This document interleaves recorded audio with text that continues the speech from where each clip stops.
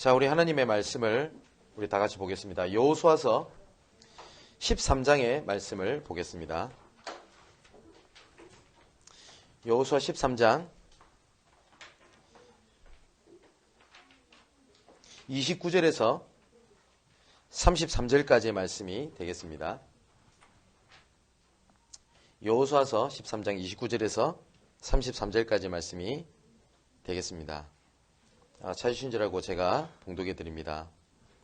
모세가 므낫세 반 지파에게 기업을 주었으되 므낫세 자손의 반 지파에게 그들의 가족대로 주었으니 그 지역은 마하나임에서부터 온 바산 곧 바산 왕 옥의 온 나라와 바산에 있는 야일의 모든 고을 60성읍과 길르앗 절반과 바산한 옥의 나라 성읍 아스다롯과 아드레이라. 이는 므낫세 자손 마길의 자손에게 돌린 것이니 곧 마길 자손의 절반이 그들의 가족대로 받으니라.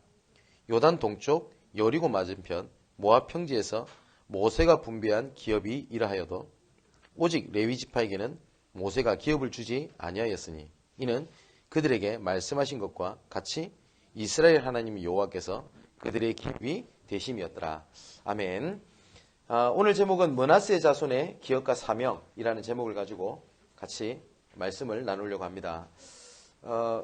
여기 계신 우리 사랑하는 성도님들은 신앙생활을 잘한다라고 하는 게 무엇라고 생각을 하십니까? 그리고 우리가 보통 다른 사람이 볼 때 아니면 나를 볼 때 신앙생활 잘한다라고 하는 그 기준이 뭐라고 생각을 하십니까? 그 답은 정확한 게 없겠죠. 그죠? 근데 제 개인적으로 말씀을 봤을 때 신앙생활을 잘한다는 것은 네 가지를 저는 볼 수 있다고 생각합니다. 가장 첫 번째는 오늘을 최고의 날로 만드는 겁니다. 왜냐하면 대부분 신앙생활하는 사람들을 만나보면 거의 과거 아니면 미래에 붙잡혀 있는 것이 되게 많아요. 어떤 사람은 과거에 묶여있고 상처받은 거 있죠. 그것 중심으로 오늘을 살아가고 그거 해결하는데 모든 인생을 다 허비해버려요. 또 반대로 과거에 나름대로 화려했던 인생이 있지 않습니까? 내가 잘 나갔다라고 하는 그 추억에 젖어가지고 그 화려했던 과거를 회복해야 되겠다라는 걸 가지고 오늘을 살아가는 사람이 되게 많아요. 어떤 사람들은 미래에 그냥 막연한 희망입니다. 잘 되겠지. 잘 될 거야. 뭐 좋은 날이 오겠지. 라는 생각을 가지고 오늘을 살아가는 사람도 되게 많고요. 또 미래에 대한 불안감을 가지고요. 내가 잘못되면 어떡하지? 라는 불안감 속에서 오늘을 살아가는 사람들도 되게 많습니다. 근데 사실적으로 보면요. 과거는 이미 지나갔어요. 그래서 지나간 걸 아무리 돌이켜봤자 아무런 달라지는 게 없습니다. 흘러간 물은 물레방아를 못 돌려요. 근데 흘러간 물을 가지고 물레방아를 돌리려고 하니 그게 돌아갑니까? 그리고 또 미래는 아직 오지도 않은 거거든요. 예수님께서 이런 말씀하셨어요. 내일 일은 내일 염려해라고. 오늘 것은 오늘로 족하지 않냐. 이렇게 말씀을 하셨거든요. 하나님께서 우리를 최고의 날로 만들게 하시는 이유가 뭐냐면 하나님께서는 그 과거가 아무런 필요 없고 잊어버릴 수 있냐. 그런 건 아닙니다. 근데 하나님께서는 그 과거를 오늘을 위한 각오로 그리고 오늘을 통해서 미래를 보기 원하시는 거거든요. 근데 신앙생활 하는 사람들이 거의 대부분 오늘이라는 게 없어요. 그러다 보니까 거의 대부분 과거에 묶여서 과거를 중심으로 오늘을 보고 미래를 봐요. 그죠? 그리고 미래에 그냥 당연히 잘 될 거야. 하나님이 축복해 주시겠지. 그러다 보니까 오늘이라는 시간을 나는 살아가고 있는데 오늘이라는 시간이 갈등, 염려, 불안 이 속에서 살아가는 겁니다. 그래서 우리가 삼오늘이라고 얘기를 하잖아요. 오늘의 말씀, 오늘의 기도, 그리고 오늘의 전도. 이 말이 보통 얘기가 아니거든요. 왜냐? 오늘을 최고의 날로 만들어라는 거예요. 오늘 하나님께서 나를 통해서 주시는 말씀이 뭐냐? 오늘 통해서 하나님께서 나에게 기도하게 하시는 것이 뭐냐? 오늘 내가 여러 가지 사건, 일, 그리고 과거의 것이 떠올랐다 할지라도 오늘 내가 이 시간에 내가 과거에 묶이지 않아야 될 이유가 뭐냐? 이런 것들을 찾아내는 거거든요. 그걸 보고 삼오늘이라고 얘기를 합니다. 또한 신앙생활을 잘하는 것이 뭐냐면 일상적인 겁니다. 대부분 사람들은 특별한 경험이나 아니면은 뭐 굉장히 기적 같은 응답 이런 부분들에 굉장히 익숙해 있어요. 우리가 보통 뭐 집중훈련을 한다? 아니면 누가 간증을 한다 이러면 그 사람도 일상 속으로 하나님이 함께 하시는 것을 누리다가 하나님께서 특별하게 역사하셨던 것을 얘기를 한단 말이에요. 근데 우리는 어떻게 딱 듣냐면 나는 그런 증거 역사가 없어. 그래서 나는 응답이 없어? 라고 생각을 하는 겁니다. 그 부분에 거의 대부분 쏘가버려요. 그죠? 류 목사님께서도 한 번은 예전에 그 전도 캠프 담당하는 저희 목사들을 불러가지고 되게 한번 역정을 한번 내신 적이 있습니다. 무슨 역정을 내셨냐면 전도 현장에 가다 보면 이런 응답 저런 응답 막 오거든요. 그거를 우린 얘기를 하는 겁니다. 그런데 너희들은 류 목사님이 하신 말씀입니다. 너희들은 왜 복음보다 역사 증거가 더 강조되고 얘기를 하냐. 전도는 그게 아니지 않냐. 내가 오늘 현장에 갔었을 때 그런 증거가 없어도 야 진짜 그리스도가 필요하구나. 이거 발견한 게 진짜거든요. 그죠? 근데 많은 사람들이 일상적으로 일어나는 감사 그리고 붙잡는 거 이런 부분들에 대한 부분 없는 겁니다. 그러다 보니까 뭐에 내가 쏟게 되냐면 하나님이 나한테 역사 안 하는가 봐. 나는 응답이 안 되나 봐. 이렇게 생각을 해요. 우리가 출애굽을 하고 있는 여정 속에 있는 말씀을 가지고 계속 말씀을 보고 있는데 이스라엘 백성들이 가장 큰 눈에 띄는 증거를 많이 본 때가 언제냐? 광야 시절입니다. 광야 시절 때는 하나님께서 모든 응답을 쏟아 부어버렸습니다. 어느 정도냐? 의복과 신발이 헤어지지 않도록 하나님께 역사하셨다니까요. 낮에는 구름기둥, 밤에는 불기둥. 그리고 유랑민처럼 이렇게 출애굽을 해서 가니까 농사를 지을 수 있습니까? 어떻게 먹어요? 그래서 만나, 메추라기 어마어마한 증거를 주셨거든요. 특별한 경험을 한 겁니다. 근데 특별한 경험을 해도 이스라엘 백성들 거의 대부분 광야에서 다 죽어버립니다. 왜냐? 증거를 봐도 안 믿는 거예요. 우리는 이런 생각을 많이 해요. 내가 진짜 이 응답만 받으면 내가 정말 내가 이제 변할 수 있을 것 같고 내가 진짜 이것만 넘었으면 내가 진짜 전도 선교 할 수 있을 것 같다 라는 생각이 들잖아요. 그거 속는 겁니다. 왜냐? 응답과 증거는 그리스도가 아니에요. 오직 예수만 그리스도입니다. 모든 것을 잃어도 나는 하나님의 자녀가 맞고요. 내가 모든 것을 얻어도 하나님의 자녀가 맞아요.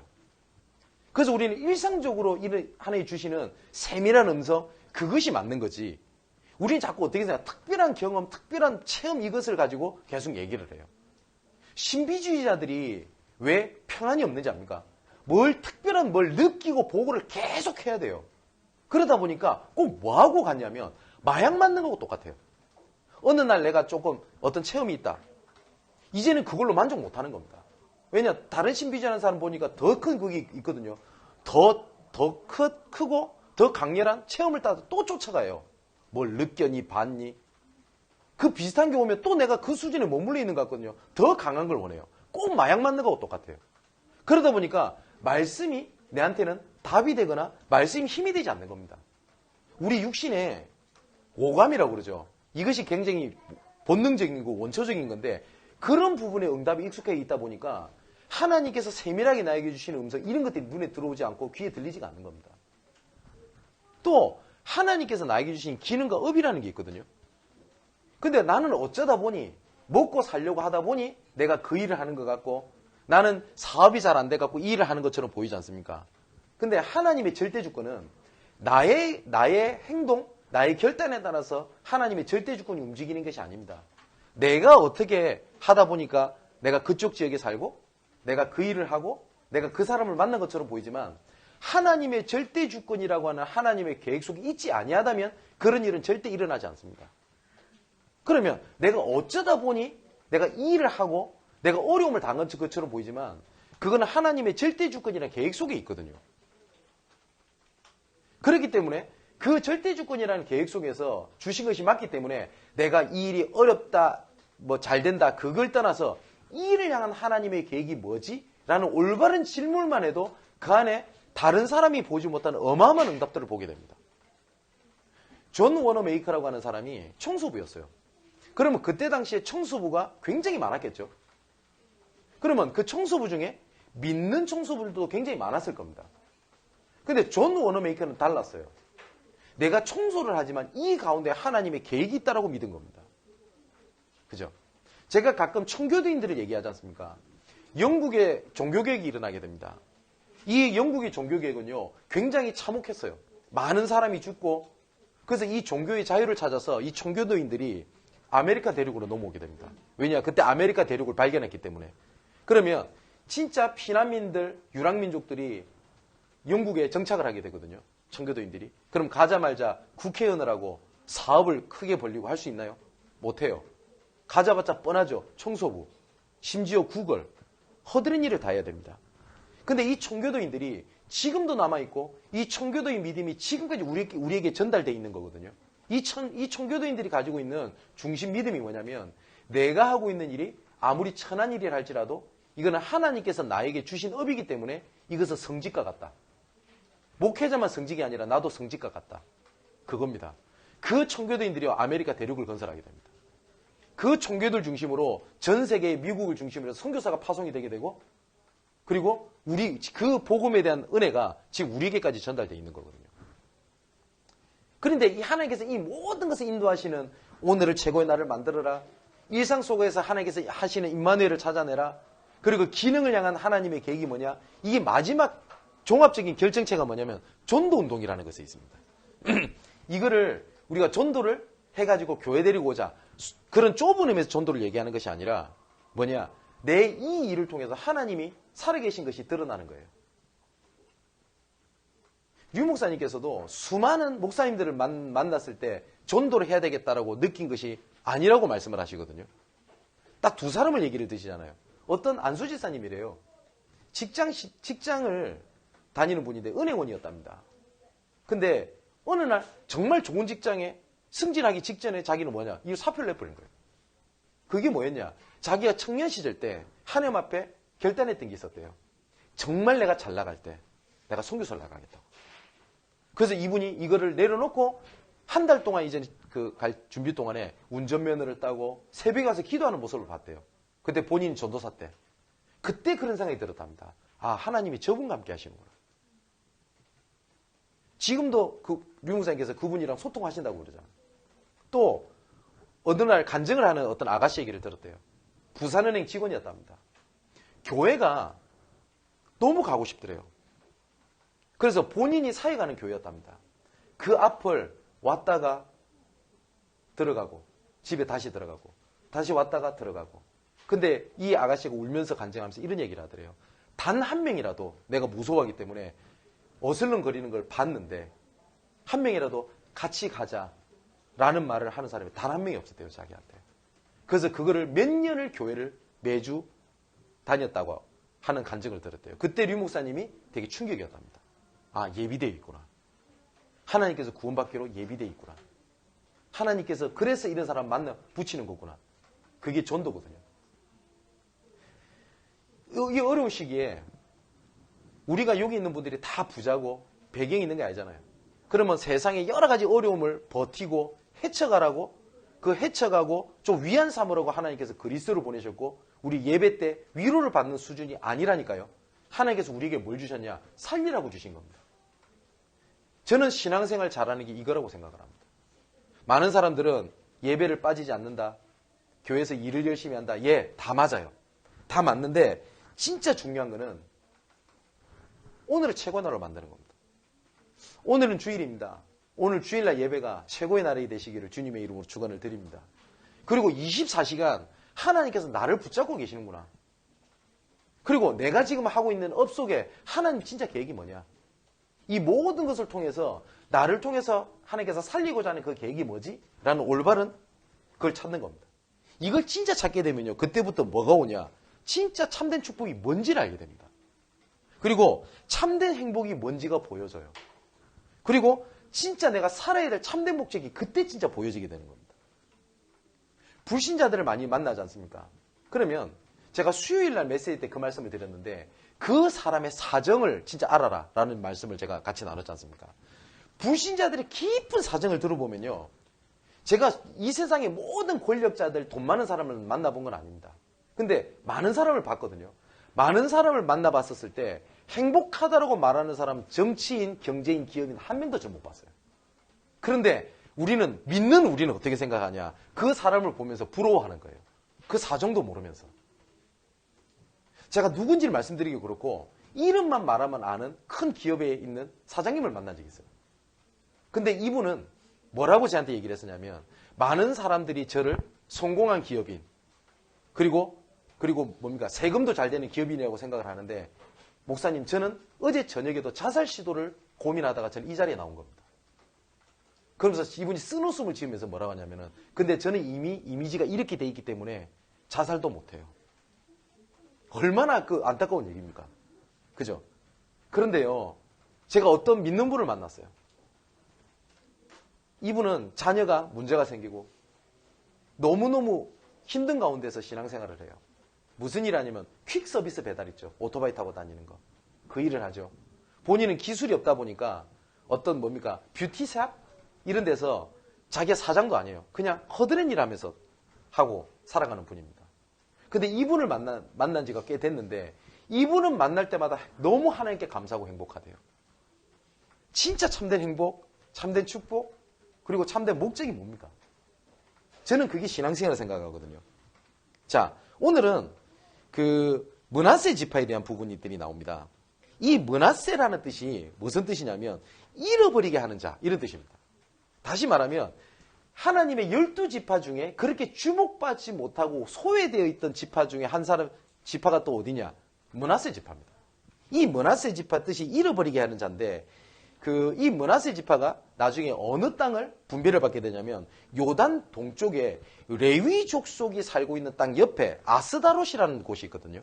그 아스다롯이라는 곳에서 이제는 땅을 분배해가지고 살게 되는 겁니다. 근데 이 므낫세가 그렇게 잊어버리게 하는 자라는 뜻의 그렇게 무가치한 이런 족속이었거든요. 근데 이 므낫세가 두 가지가 있었을 겁니다. 뭐냐면 잊어버리지 말아야 될 것이 있었고 그리고 잊어버려야 될 것이 있었거든요. 그러면 이 므낫세가 진짜 잃어버려야 될 것 중에 하나가 뭐냐면요. 자기 배경이에요. 그리고 자기의 현실이고 자기의 상황이에요. 그러면 므낫세가 나는 그렇게 가치도 없고 배경도 없고 주목받지 못하는 배경이고 그 속에서 계속 있으면 므낫세 지파는 그걸로 끝난 겁니다. 그죠? 근데 믿는 사람들이 뭘 생각하냐면 나는 출생 배경이 어떻고 내가 어쩌다 보니 내가 이런 자녀를 낳았고 어쩌다 보니 이런 남편을 만나서 내가 이렇게 고난을 당하지? 그거는요 아무리 고민을 해봤자 절대 변하는 것도 없고 얻는 것도 아무것도 없어요. 얻는 것이 없을 뿐만 아니라 잃어버린 것이 더 많아요. 그죠? 므낫세 지파가 그럴 수밖에 없었어요.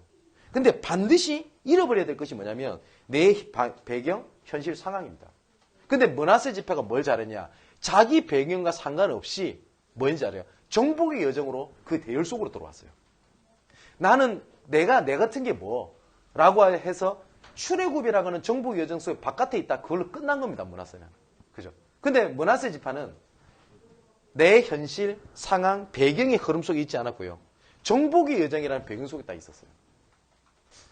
우리가 여러 가지 배경 속에서 어려운 가운데 있을 수 있습니다. 그런데 그 배경 상황을 붙잡지 말고요. 이미 나는 이전 것은 지나갔으니 보라 새 것이 되었도다. 이전 것은 지나갔고 하나님께서 새로운 정복의 여정 속에 나를 불러주셨구나 라는 그 흐름 속에 있게 되시기를 바랍니다.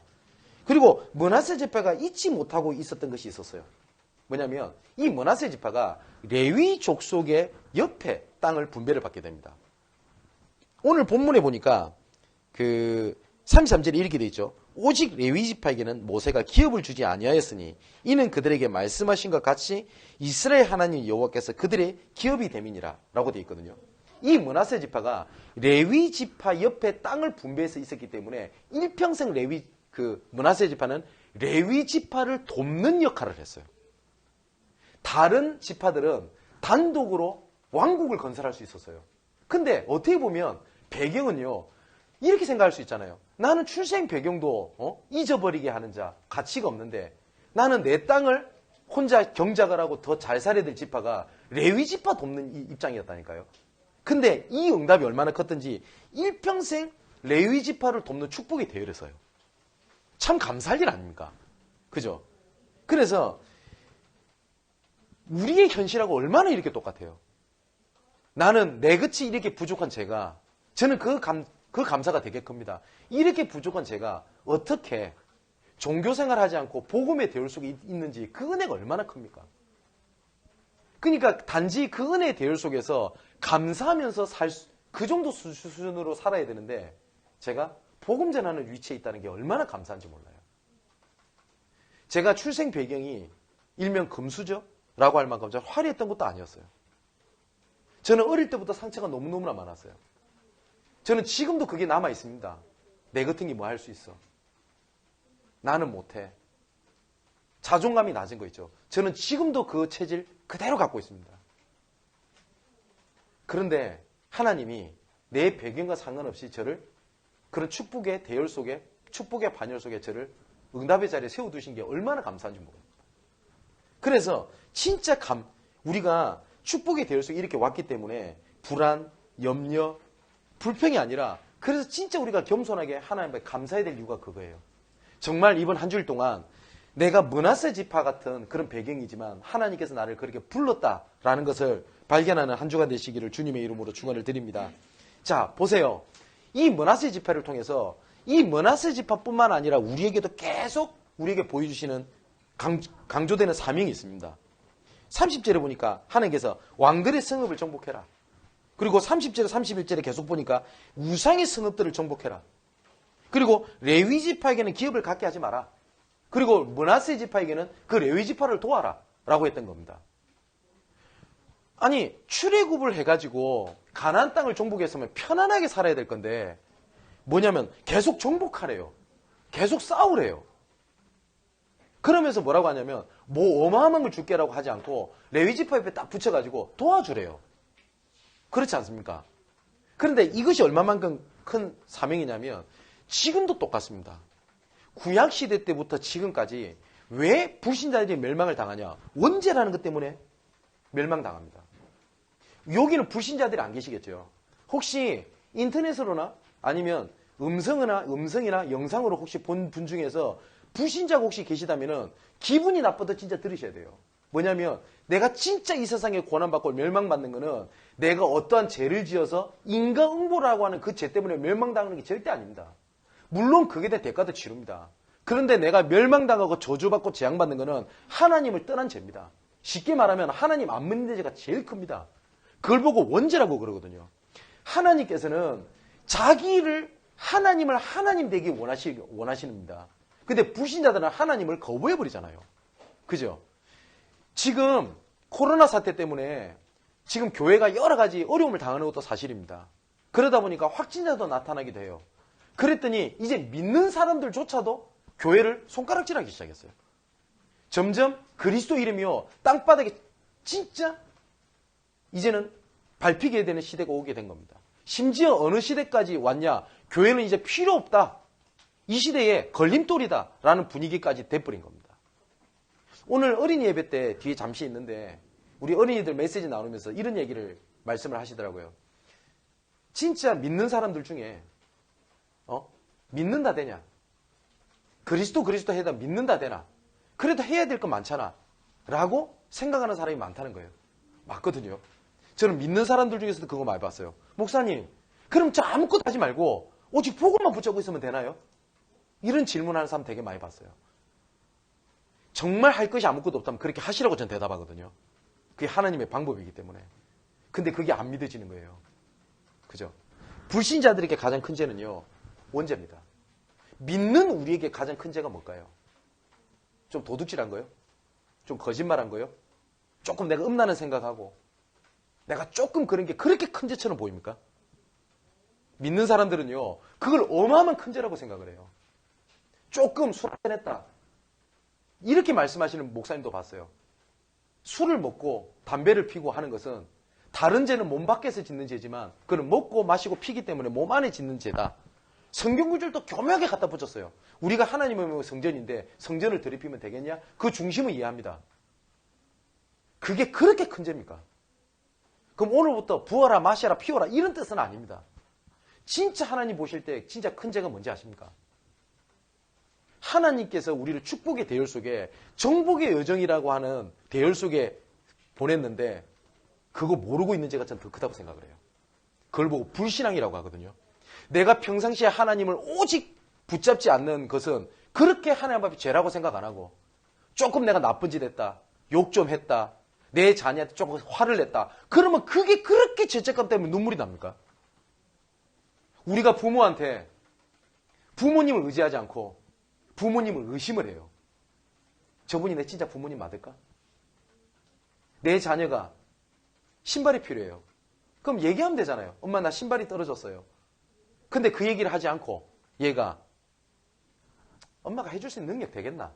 그래서 어린애가 밖에 나가서 아르바이트를 해요. 그래서 진짜 좋은 신발을 사서 신었어요. 그럼 부모가 야 생활력 강하구나. 멋지네. 이렇게 할 것 같습니까? 그 했던 그 자체가요. 부모 입장에서 가장 큰 죄입니다. 그죠? 근데 우리는 다른 것은 죄라고 생각하지 않아요. 그게 불신앙이거든요. 그게 우리에게 계속되는 사명은 진짜 그겁니다. 뭐냐? 진짜 하나님께서 우리에게 보여주시는 것이 뭐냐면 그리스도라는 단어 안에 정말 하나님을 믿는다는 것 안에 내가 모든 것을 책임지겠다.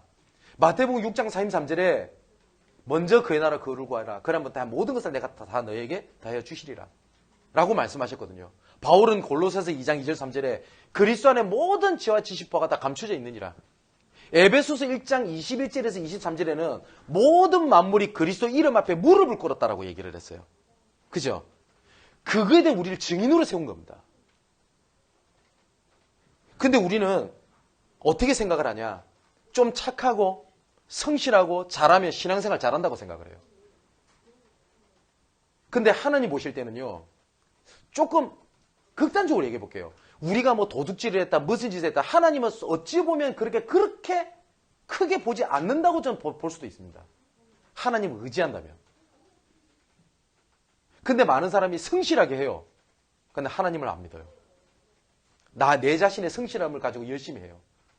사랑하는 성도 여러분, 오늘 진짜 내가 지금까지 오직 그리스도 하지 못했던 그거 진짜 그 하나님 앞에 내어놓고요. 그걸 진짜 하나님 앞에 회개하고 정말 오직 그리스도 하는 생명을 얻게 되시기를 주님으로 축원을 드립니다. 자, 그렇다면 진짜 참된 신앙생활에 성공의 키가 있습니다. 세 가지가 있는데 가장 첫 번째가 뭐냐? 하나님께서 우리에게 그 창세기 3장에 원죄가 문제가 생기자 말자 하나님께 우리에게 하셨던 말이 진짜 언약이거든요. 하나님께서 왜 그랬어?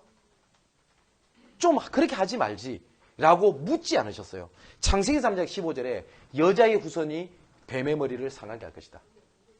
문제가 생기자 말자 너희 힘으로 안 되니까 남자의 후손이 아니라 여자의 후손이 사단의 머리를 박살내게 할 것이다. 왜 여자의 후손이어야만 되냐? 사람과 사람 사이에 태어난 사람들 중에 아무리 영웅 같은 사람도 창세기 3장에 하나님을 떠나 원죄를 해결할 수 있는 방법이 없어요. 그런데 분명히 우리 대신 누가 죽어야 되거든요. 죄의 싹은 사망이라고 했기 때문에. 근데 대신 죽어줄 수 있는 죄 없는 대속물이 아무것도 없는 겁니다. 그래서 하나님의 방법이 뭐냐면 사람으로 오셔야 돼요. 하지만 그분은 원죄를 갖고 그 사람은 원죄를 갖고 있으면 안 돼요. 그리고 그 원죄를 이길 수 있는 능력이 있는 사람이어야 돼요. 그런 세상 사람이 없잖아요. 그래서 직접 하나님께서 육신을 입고 우리 이 땅에 오셔가지고 우리 죄악을 위해서 십자가에 못 박혀 죽으신 겁니다. 그걸 보고 창세기 3장 15절이라고 하거든요. 근데 이 사단이 분명히 성경에 뭐라고 되어 있냐? 사단의 머리를 박살낼 거라고 말씀하셨거든요. 사단의 머리를 박살낼 수 있는 유일한 이름이 뭐냐? 그리스도라는 단어입니다. 근데 우리가 아까 서론에 말씀드렸듯이 과거에 대한 상처, 문제, 미래에 대한 불안 이런 것들을 이길 수 있는 유일한 길은 그리스도라는 단어 외에는 없어요.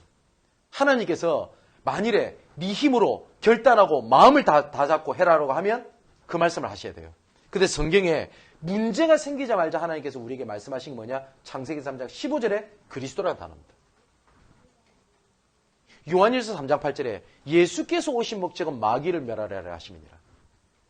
그리고 고린도후서 4장 4절에 5절에 보니까 이 사단이 뭐라고 되어 있냐? 세상 신. 그리고 요한복음 16장에는 뭐라고 되어 있냐? 세상 임금. 그리 되어 있거든요. 그러니까 이것을 봤던 바울이 뭘 딱 봤냐? 아, 진짜 내가 이 세상에서 싸워야 될 거는 육신 싸움이 아니구나. 진짜 영적 싸움이구나. 바울이 그 고백을 에베소 6장에 얘기를 한 겁니다. 이 세상 정치 주관자를 붙잡고 있기 때문에 정치랑 싸우는 것이 아닙니다. 뭘 싸우는 거야? 영적인 싸움을 하자는 겁니다. 근데 거의 대부분 믿는 사람들이요, 영적인 싸움을 싸운다고 생각을 하면서 거의 대부분이 어떤 싸움을 하고 있냐? 육신적 싸움을 해요.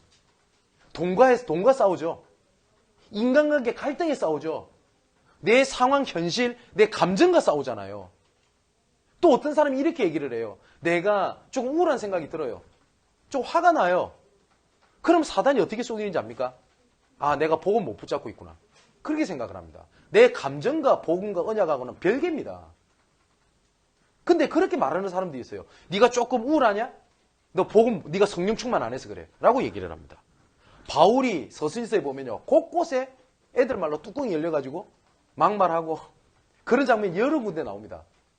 그럼 바울이 성령 충만하지 않았단 말입니까? 아니잖아요. 근데 우리가 그 정도로 육신 싸움을 해요. 감정? 우리에게 일어나는 거 아닙니까? 내가 만일에 24시간 동안 우울증에 잡혀있다. 이러면 영적인 문제가 맞죠. 근데 다른 사람이 나를 기분 나쁘게 했어요. 근데 기분 나쁘게 했는데 즐겁다 이러고 앉아있다. 간 겁니다. 그러면요, 그거는 성령 충만한 게 아니라 빨리 정신과 감정을 받으러 가보셔야 돼요. 그렇죠. 그래서 바울은 영적 싸움을 얘기한 겁니다. 사랑하는 성도 여러분, 육신 싸움을 가지고 사단을 절대 못 이깁니다. 우리 세상 방법, 세상의 것 가지고 내가 영적 문제로 오게 된 그 문제 해결을 못합니다. 그래서 그리스도라는 단어를 주신 겁니다. 혹시 이 영상이나 음성을 듣고 계시는 우리 성도 여러분, 그리고 혹시 듣고 계시는 분들, 진짜 내한테 진짜 갈등이 왔다? 그 답을 해결할 수 있는 방법은요, 창세기 3장 15절에 그리스도라는 단어를 붙잡는 겁니다. 혹시 이 말이 안 믿어지신다면 정말 제가 잔인한 얘기입니다만 세상의 것, 세상의 방법으로 몸부림쳐 보십시오. 그때 되면 늦을 수도 있어요. 이 창세기 3장 문제를 가져다 줬던 사단이, 그래서 이 언약을 붙잡는 하나님의 방법이 뭐였냐면 제사였어요. 그래서 사단이 뭘 건드렸냐? 가장 먼저 건드렸던 게 창세기 4장에 가인과 아벨의 제사를 딱 건드려버린 겁니다. 뭘 무너뜨린 거냐? 예배를 무너뜨리려고 한 거예요. 그래서 제가 이런 말씀을 드리는 겁니다. 진짜 그리스도를 붙잡는 가장 근본적인 회복해야 될 것이 뭐냐? 예배입니다. 계시록 12장 1절에서 9절에 보니까 진짜 더 큰 혼란이 올 거라고 말씀하셨거든요. 많은 사람들은 좋은 날이 올 거야. 행복한 날이 오겠지. 어느 날 빛을 보는 날이 올 거야 라고 얘기를 하지만 계시록 12장에는 점점 혼란스러운 시대가 오게 된다고 돼 있어요. 그럴 때일수록 뭐냐? 오직 예수여야 돼요. 많은 사람들이 이렇게 물을 수도 있습니다. 우리 다락방은 뭐 하는 단체냐? 만일에 저보고 왜 다락방을 하냐? 라고 물어본다면 저는 전도를 잘해서, 전도 전략이 좋아서 저는 그렇게 생각하지 않습니다. 저는 딱 한 가지 얘기하고 싶습니다. 오직 예수 하자는 거예요. 진짜 믿는 사람 많아요. 근데 믿음으로 안 살잖아요. 그리스도를 믿어요. 그리스도로 충분하지 않잖아요. 우리 그거 하자는 겁니다. 우리 후대들에게 아까 말씀드렸던 것처럼 그거 전달해 주자는 거예요. 우리 후대들에게. 그래서 이제는 신앙생활의 성공의 두 번째 키가 뭐냐? 창세기 12장입니다. 뭐냐면 지금 어렵고 갈등하고 하고 있는 그 현실이죠. 그 현실에서 빠져나오라는 거예요. 내 본토 친척 아비집을 떠나 내가 내게 지시할 땅으로 가라.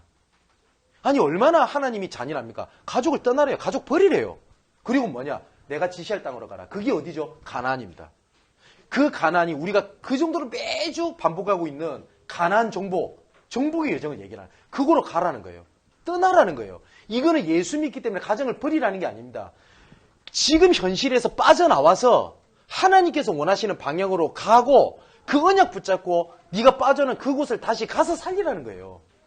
모세에게 하나님께서 애굽에서 나오라고 얘기를 한 거예요. 빠져나왔죠. 그런데 하나님께서 다시 뭐라고 말씀하시는지 아세요? 다시 애굽으로 가래요. 하나님께서는 가정을 버려라는 말씀을 하신 게 아니에요. 가정 문제라고 하는 그것에서 빠져나오라는 거예요. 조금 가정 문제가 심각해져도 하나님은 살아계시기 때문에 분명히 회복하실 거기 때문에 그거에 묶이지 말고 복음 속에 있으라는 거예요. 그러면 가정 살릴 언약을 주시겠다는 겁니다. 그게 신앙생활의 중요한 두 번째 키입니다. 그리고 세 번째는 뭐냐면 각인, 뿌리, 체질을 바꾸는 여정입니다. 그래서 바울은 고린도전서 15장 31절에 뭐라고 고백했냐? 나는 날마다 죽노라. 바울이 날마다 죽는 각인, 뿌리, 체질을 바꾸는 날마다 죽는 언약을 잡았다면 저는 분마다 죽어야 돼요. 바울은 날마다지만 저는 분마다 죽어야 돼요. 우리의 신앙의 여정은요, 각인 뿌리 체질을 바꿔나가며 그 다음에 하나님의 계획, 하나님의 계획을 보고 그 언약을 또 우리 후대에게 전달해 주는 겁니다. 그래서 마태복음 4장에 이 각인 뿌리 체질을 바꾸면 안 되기 때문에 이 사단이 했던 방법이 뭐냐면 육신 싸움하게 한 거예요. 예수님에게 유혹했던 게 딱 세 가지입니다. 첫 번째, 돌로 떡 만들어 먹어라. 돈, 경제. 그죠? 두 번째, 뭡니까? 돛봇에서 뛰어내려봐. 명예. 누가 나를 어떻게 볼까? 세 번째가 결국은 뭐죠? 나한테 절해라. 사단에게 다 뺏기는 겁니다. 그 방법을 하나님께서 마태복음 4장 19절에 뭐라고 말씀하시냐? 그런데 나를 따라오너라. 그러면 내가 너희를 사람 낚는 어부가 되라라고 안 되고 되리라. 되게 하겠다라고 말씀하셨어요. 그래서 신명기 6장 4절에서 9절에는 뭐라고 말씀하시냐? 네 온 마음을 다하여 네 여호와를 사랑해라. 다시 말하면 하나님께 그리스도께 올인하라는 거예요. 그러면 두 번째 따라 나오는 게 있습니다. 거기서 하나님 응답이 나와요. all out. 그러면 뭐 어떻게 할 수 있냐? 모든 걸 다 바꿀 수가 있어요. 어떻게 하나님 내 가정 문제를 해결할 수 있습니까? 가정을 어떻게 바꿀 수 있습니까? 방법은 딱 세 가지입니다. 아까 말 all in, all out, all change입니다. 이걸 근본적으로 말하면 사도행전 1장 1절, 1장 3절, 1장 8절입니다. 이거를 갈보리 언약, 감람산 언약, 마가다락방 언약이라고 얘기를 합니다. 이걸 보고 오직 유일성 재창조라고 그래요. 이걸 보고 일심 전심 지속이라고 얘기를 합니다. 여기에 우리의 각인 뿌리 체질을 바꾼다는 거예요. 여기서 우리가 그럼 뭘부터 해야 되는 거냐? 당연한 것부터 해야 돼요. 하나님의 자녀가 예배를 온전히 드린다. 저는 그걸 당연성이라고 생각합니다. 그죠? 그러면 그 당연성 속에 진짜 하나님께서 이 현실 상황 속에서 나를 향한 계획이 뭐지? 하나님의 필연성이 보여요. 그게 하나님의 절대성이 나오는 겁니다. 자, 이걸 보고 전도자의 삶이라고 얘기를 해요. 이제 결론을 맺겠습니다. 가나안 땅으로 진짜 가야 될 이유가 뭐냐? 고난 속에 비전을 봤어요. 누구죠? 요셉입니다. 그리고 민족의 어려움 속에서 나의 어려움이 중요한 게 아니라 민족을 살려야 될 하나님의 비전을 봤어요. 누구죠? 모세입니다. 우상 속에서 우상 때문에 언약을 놓친 전장을 봤어요. 언약보다 우상이 더 강한 걸 현장을 봤어요. 이것을 하나님의 비전을 잡은 사람이 있습니다. 사무엘입니다. 그리고 이 우상을 살리려고 하면 이 언약을 전달할 올바른 플랫폼이 필요한 거예요. 올바른 다른 사람한테 보여줄 만한 하나님의 증거가 필요한 거예요. 그걸 교회라는 언약을 잡았어요. 성전이라는 언약을 잡았어요. 다윗입니다. 그리고 나중에 보니까 이게 당대에 계속 언약이 끊어진단 말이에요. 그죠? 그래서 제자라는 언약을 붙잡게 된 겁니다. 누구죠? 엘리사입니다. 나중에 제자뿐만 아니라 전부 다 모든 것이 배임을 당하고 없어지는 것 같은데 이 거룩한 씨가 이 땅에 구루터기가 남는 것처럼 후대 살려야 되겠구나. 후대에게 이걸 전달해야 되겠구나. 이 언약을 붙잡은 사람이 바로 이사야입니다. 그래서 바울은 응답이 있었다. 거기 안주하지 않았어요. 제가 저번에도 말씀드렸지 않습니까? 가장 눈에 띄는 증거가 뭐냐? 그 에베소 사역이었거든요. 그때 바울이 그걸 본 겁니다. 이제 내가 로마도 봐야 하리라. 내가 가이사 앞에 서야 하리라. 그 언약을 붙잡게 된 겁니다. 자, 그러면 오늘 말씀을 길게 전했는데 딱 기억하기 쉽게 딱 세 단어를 말씀드리겠습니다. 오늘의 내가 올바르게 므낫세 지파를 통해서 붙잡아야 될 신앙생 올바르게 잘하는 것이 뭐냐? 복음이 하는 겁니다. 그리고 내 체질 바꾸는 거고 그 속에서 하나님께서 나에게 주신 사명을 찾는 겁니다. 므낫세 지파를 통해서 진짜 우리에게 계속되는 사명이 우리에게도 전달되고 응답으로 바뀌게 되시기를 주님의 이름으로 축원을 드립니다. 기도하겠습니다. 나의 하나님께 감사함을 드립니다. 므낫세 지파가 배경, 문제, 상황 속에서도 정복의 여정 속에 있었던 것 같이 하나님께서 나에게 성령의 충만함을 허락하여 주시옵소서. 계속되는 사명 속에 계속되는 축복이 회복되는 시간 되게 하여 주옵소서. 살아계신 예수 그리스도 이름으로 기도합나이다. 아멘.